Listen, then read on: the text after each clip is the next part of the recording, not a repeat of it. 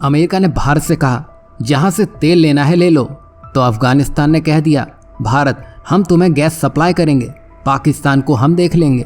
वहीं दोस्त इजराइल ने कहा भारत को लेकर झूठ फैलाया जा रहा है, जो कि सब गलत है।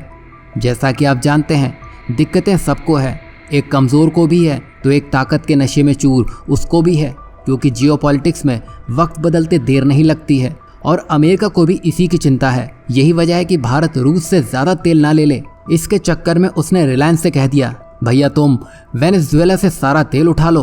बस फिर क्या था, रिलायंस ने वेनेजुएला से तेल खरीदना शुरू कर दिया और हाल ही में ये खबर आई है कि जहां एक बड़ी तेल की शिपमेंट जामनगर बंदरगाह पर पहुंचने वाली है, जो कि 20 लाख बैरल तेल लेके आ रही है। और ये महत्वपूर्ण इसलिए भी है क्योंकि भारत की अर्थव्यवस्था में कच्चे तेल का बड़ा योगदान है, क्योंकि भारत अपने देश की ऊर्जा ज़रूरतों का 90% से ज़्यादा हिस्सा आयातित तेल से ही पूरा करता है।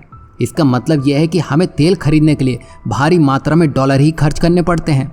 ऐसे में सस्ता तेल खरीदना भारत के लिए फ़ायदेमंद है। वैसे वेनेजुएला के पास खूब तेल है जो कि रूस से भी सस्ता है, लेकिन वो तेल थोड़ा गंदा है, उसमें सल्फर की मात्रा ज़्यादा होती है जिसको हर देश रिफाइन नहीं कर सकता है। लेकिन भारत के जामनगर की रिफाइनरी सबसे बड़ी रिफाइनरियों में से एक है और ये प्रतिदिन 1.36 मिलियन बैरल कच्चे तेल को प्रोसेस कर सकती है। और ये रिफाइनरी कुछ सबसे गंदे तेल को भी प्रोसेस करने में क्षमता रखती है। मतलब एक तरफ से आलू डालो तो दूसरी तरफ से सोना निकलेगा, ये रिफाइनरी ऐसी काबिलियत रखती है। वहीं अमेरिका और वेनेजुएला के बीच खराब रिश्तों की वजह से भारत को वहां से तेल खरीदने में दिक्कतें आ रही हैं। जैसा कि आप जानते होंगे भारत ने रूस से तेल खरीदा है, जहां उसने अमेरिकी दबाव के बावजूद अपने फायदे को ज़्यादा महत्व दिया है।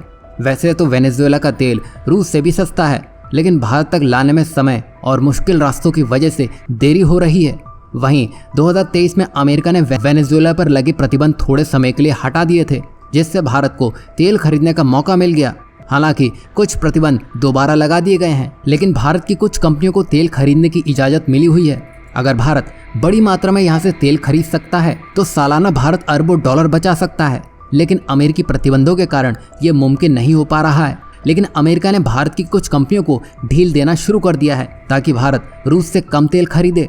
वैसे भारत वहीं से तेल लेगा जहां से उसको अच्छा प्राइस मिलेगा। वहीं नेक्स्ट अपडेट की बात करें तो ये जुड़ी तो तुर्कमेनिस्तान से है, लेकिन अफगानिस्तान की बड़ी पहल के कारण अब ये भारत को भी बड़ा फायदा पहुंचाती दिख रही है।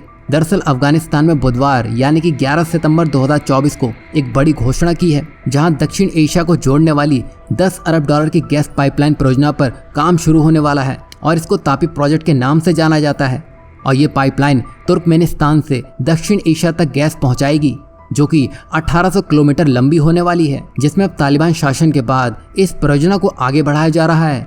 इससे अफगानिस्तान, भारत, पाकिस्तान और तुर्कमेनिस्तान को फायदा होगा। बता दें कि अफगानिस्तान को केवल पाइपलाइन को रास्ता देने से ही 500 मिलियन डॉलर की कमाई होगी और उसकी अर्थव्यवस्था भी इससे मजबूत होती हुई दिखाई देगी। वहीं इस पाइपलाइन के जरिए हर साल 33 billion cubic metre gas Turkmenistan से निकाली जाएगी और भारत और पाकिस्तान 42% गैस खरीदेंगे, जबकि अफगानिस्तान 16% गैस लेगा। जैसा कि हमने आपको अपनी पिछली वीडियो में बताया था कि कैसे पाकिस्तान ने ईरान वाली गैस पाइपलाइन पूरी नहीं की, जिसके लिए ईरान ने उस पर 18 बिलियन डॉलर की पेनल्टी ठोक दी है। अब अफगानिस्तान अपनी तरफ की पाइपलाइन पूरी कर दे और पाकिस्तान फिर से टाल मटोल करने लग जाए तो यहाँ अफगानिस्तान चुप बैठने वालों में से नहीं है, क्योंकि वहाँ अब तालिबान की सरकार आ चुकी है और तालिबान का नुकसान हुआ तो उसके झटके रातों रात पाकिस्तान को मिलने भी लगेंगे। तो इस प्रोजेक्ट को झक मार के पाकिस्तान को पूरा ही करना होगा। वैसे आपको क्या लगता है, इस बार पाकिस्तान भारत के लिए कोई रुकावट तो नहीं बनेगा? वहीं नेक्स्ट अपडेट की बात करें तो ये इजराइल से जुड़ी हुई है, जहां कुछ मीडिया रिपोर्ट्स का मानना है कि इजराइल में काम करने गए भारतीय मजदूरों को छोटा मोटा काम करने को ही मिल रहा है, क्योंकि उनके पास बड़े निर्माण कार्य करने का अनुभव नहीं है। और खबरों में ये भी कहा गया है कि इजरायली लोग चीनी मजदूरों को ज़्यादा पसंद कर रहे हैं, लेकिन इजराइल के दूतावास ने इन सभी खबरों को गलत बता दिया है। उन्होंने कहा है कि ऐसा कुछ भी नहीं है और वो अभी भी भारत से और भी मजदूर लेना चाहते हैं। वहीं इजराइल के नए राजदूत ने भारत से आए श्रमिकों को लेकर उठ रही आलोचना को खारिज कर दिया है। उन्होंने कहा है कि शुरू में कुछ मुश्किलें होना आम बात है और सभी श्रमिक कुशल हैं। वहीं अभी लेटेस्ट खबर की माने तो इजराइल भारत से और 10,000 श्रमिक बुला रहा है और अगली भर्ती महाराष्ट्र से होगी। वहीं कुछ चुनिंदा उम्मीदवारों को मंथली सैलरी 1.92 लाख रुपए मिलेंगे। साथ ही मेडिकल इंश्योरेंस, फूड और रहने के लिए जगह भी मिलेगी। इसी के साथ ही इजराइल भारत में सेमीकंडक्टर के क्षेत्र में बड़ा निवेश करने जा रहा है। इससे ये तो साफ हो गया है कि भारत और इजराइल का बॉन्ड मजबूत होने में लगा है, जिसको कोई फेक न्यूज नहीं तोड़ सकती है। वैसे आपको इजराइल की इस नई पहल के बारे में क्या कहना है, जरूर बताइएगा।